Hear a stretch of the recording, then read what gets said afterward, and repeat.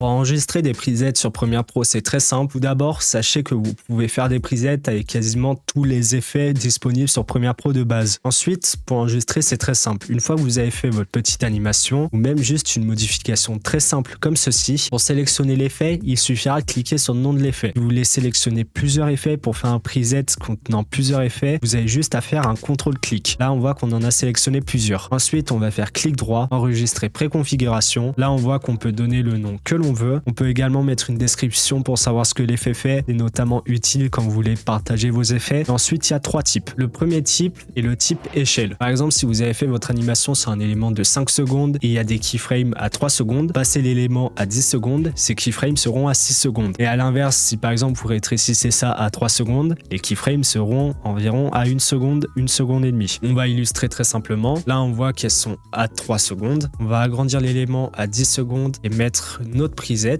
Et on voit que nos keyframes sont environ à 6 secondes. Ensuite, il y a l'ancrage au point d'entrée. L'ancrage au point d'entrée, c'est que l'écart entre ces keyframes sera toujours le même, qu'importe la taille de l'élément, et sera toujours collé par rapport au début. Par exemple, comme tout à l'heure, on va mettre l'effet à 10 secondes, et bien on voit que les deuxièmes keyframes sont toujours à 3 secondes. Et enfin, il y a l'ancrage au point de sortie, exactement pareil que l'ancrage au point d'entrée, sauf que ça le fait dans l'autre sens. Là, on voyait, il y avait 2 secondes d'écart entre les deuxièmes keyframes et la fin, et là, on voit que l'écart est exactement le même.